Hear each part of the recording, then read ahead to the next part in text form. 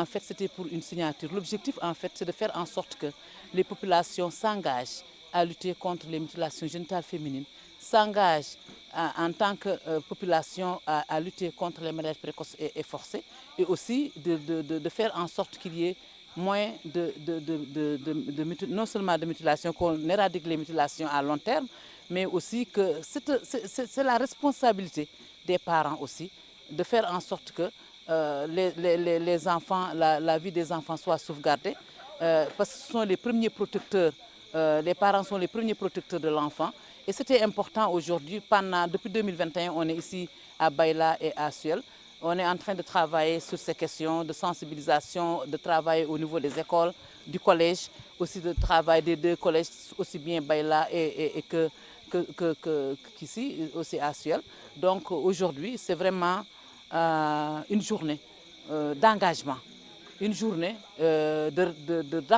d'approfondissement de la réflexion sur ces questions pour voir les voies et moyens pour l'éradiquer une fois pour toutes. Vous savez au-delà de l'engagement, ça c'est un engagement moral. Mais le travail de conscientisation, vous avez entendu ce qu'a dit l'infirmière, c'est important, l'aspect médical. L'aspect médical, elles ont bien reconnu qu'il y a des problèmes, il y a un impact sur leur vie sexuelle et reproductive.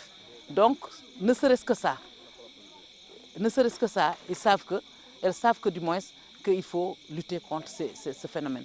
En plus, il y a la loi. La loi est là et vous avez entendu ce qu'a dit le sous-préfet. Il dit qu'il incarne la loi et une fois qu'il y ait dénonciation, il va sévir.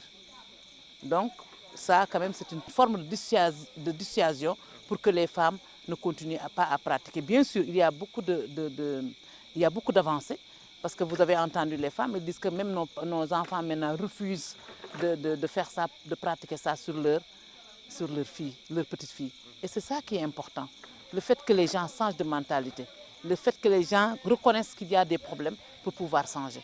Donc nous, on est optimistes et de plus en plus, on délaisse la pratique. Mais il y a des survivances, il faut le dire. Et on va continuer à travailler avec elles, on va continuer à les sensibiliser.